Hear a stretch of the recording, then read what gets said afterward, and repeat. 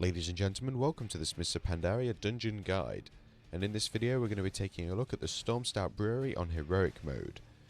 If you would like to skip to any of the 3 bosses in this dungeon, then please feel free to use the annotations that are going to be on the screen for the first 20 seconds of this video.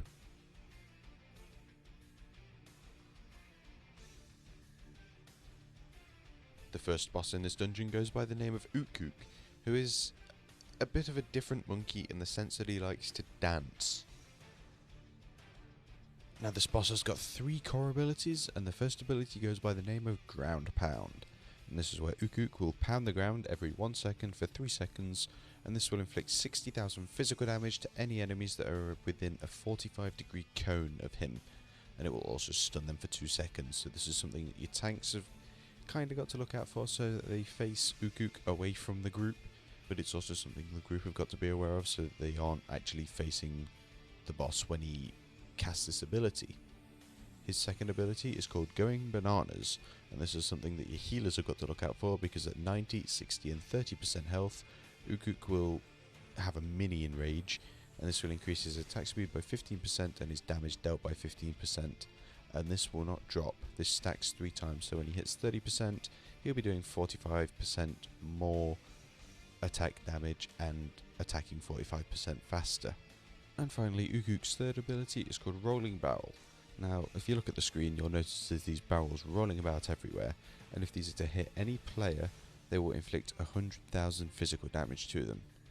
However, you're able to right click on the barrels and actually jump on them and ride them around. And if you're to ride them into Utkuk, it will inflict 100,000 physical damage to him, and it will also increase his damage taken by 10% for 15 seconds. And this is a stacking effect, so if there's 4 of you in the group, not including the tank, all 4 of you get on a barrel and ride it into him, he'll be taking 40% extra damage. You want to look to do this, it's going to shorten the length of the fight massively. You will also get new barrels at 90, 60 and 30% health remaining on the boss. And in normal monkey style, at the end of the fight, Utkuk's 2 cronies want to have a dance.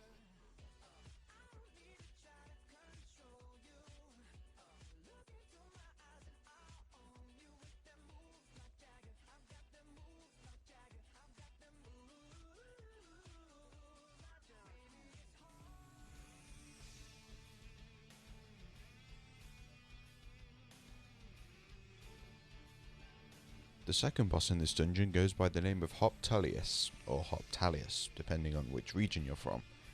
And saying his name is a lot more difficult than the encounter itself. This boss has 3 abilities, and it's kind of like a very entry-level noobish boss for some reason. His first ability goes by the name of Carrot Breath, and when he casts this ability he will slowly spin in a circle, doing the old spin me right round baby. And he will inflict a frontal cone damaging ability which will deal 60,000 physical damage to anyone that is currently standing in front of Hoptalius, Tullius, whatever. His second ability is called Whirlwind, and this is effectively a warrior's whirlwind where he will just spin around in a circle like, you know, a warrior, and he inflicts 50,000 damage to everyone that's near him. And this will happen every 1 second, so this is something your healers should look out for, because if you've got people that are asleep, they're going to be taking quite a bit of damage. And his third and final ability is called a Shrill Screech. Now when he casts this ability he will call upon his hoplings, hoppers and boppers, which is also really difficult to say repeatedly, in order to aid him throughout the fight. Now the hoplings are the smallest of the mobs that you will see, and these just run around doing any damage to anyone. They're kind of a stupid, pointless mob. However, they are tauntable, so your tank can get them all together. The second small mob is called a hopper, and these will carry around barrels of explosives in their mouths, because that seems like a massive health and safety risk, so why not? And if it reaches its target, like they fixate on someone, then it will explode, the barrel will, and it will deal 60,000 fire damage to anyone within 10 yards, and it will also knock them flying. And the final mob is called a bopper, which is my personal favourite because it carries a big old hammer. And when you've killed them, it will drop their big old hammer, which will then allow you to pick it up and use. And when you use the hammer, it will knock up all the nearby vermin and also the hoppers and hoplings within 6 yards, and it will deal damage to them and also shoot them far away, which is funny to watch.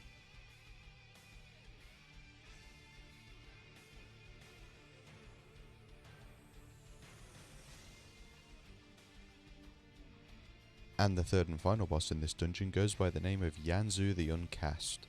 Now this boss has one core ability, and he then has 3 sets of 2 abilities, and one of these sets will be chosen randomly for that fight, and it can be random whenever you enter the dungeon.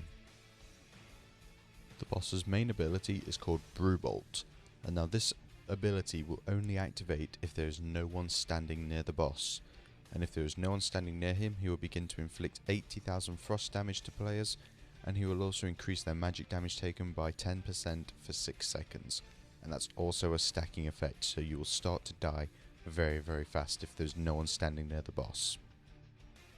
The first set of abilities that this boss could get go by the name of Brew Mastery Wheat, and the 2 abilities that he gets for this are called Bloat and Blackout Brew. Now bloat basically means you've drank too much, even though you're not drinking at all. The boss just makes you seem as though you drank too much, and the bloat will cause brew to pour out of your ears. Very realistic. And this will inflict 50,000 frost damage to anyone that is standing next to either side of you, so you need to kind of spread out if you get the Brew Mastery Wheat ability. And his second ability is called Blackout Brew, and this will be randomly targeted on players, and when it does target the players, it will inflict 30,000 frost damage, and it will apply 3 stacks of the ability Blackout Brew. Now you can remove these stacks just by moving and jumping. However, if you don't do this and Blackout Brew reaches 10 stacks, it will stun you for 10 seconds. The second set of abilities you could get go by the name of Brew Mastery Ale, and the 2 abilities within this sub-ability, this is now getting very confusing, go by the name of Bubble Shield and Yeasty Brew Elemental. Now the Bubble Shield is where Yanzu will cover himself with 8 small bubbles, and each one will grant him 10% reduced damage. So obviously that's 80% in total, very simple maths. So you just need to kill off the bubble shields. They've not got much health, just DPS them down and then you can go back onto the boss. Now his second ability is called Yeasty Brew Elemental, and this is where he will summon little elementals to help him. And these have 2 abilities. The first one is called Ferment, and this is where it will fire a beam towards Yanzu, which needs to be intercepted by players standing in between it. So back when Cataclysm was released, there was a dungeon like this as well. I can't remember its name, but there was a boss that had 3 beams going to these ads, and you had to stand in between to intercept it. You need to do this because if you don't, the fermentation will restore 2% of the health to the boss and also mana every second. And the second ability that the elementals have is called Brewbolt, and this is just a little less powerful version of the boss's main Brewbolt, and it will inflict 20,000 frost damage to players.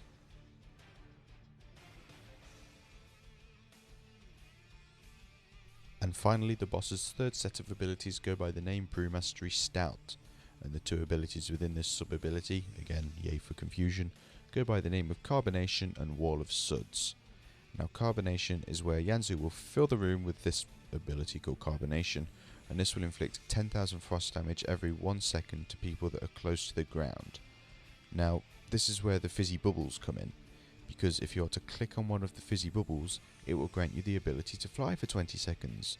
Now just make sure that you don't fly near the ground, because you will take 10,000 frost damage every second, and it will also prevent you from attacking or casting spells, but you will be able to attack and cast spells while you're flying around.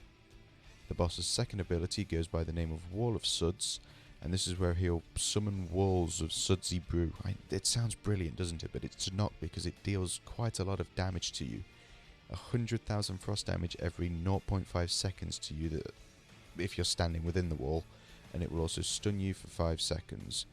However, when the Wall of Suds ability is coming, you get a buff called Sudsy, and this will allow you to jump really high, and I mean really high, like you can hit your head on the roof. It's a health and safety hazard, and you just need to jump when the walls come near you to avoid them, to avoid getting stunned, and just avoid overall 100,000 ticks of damage.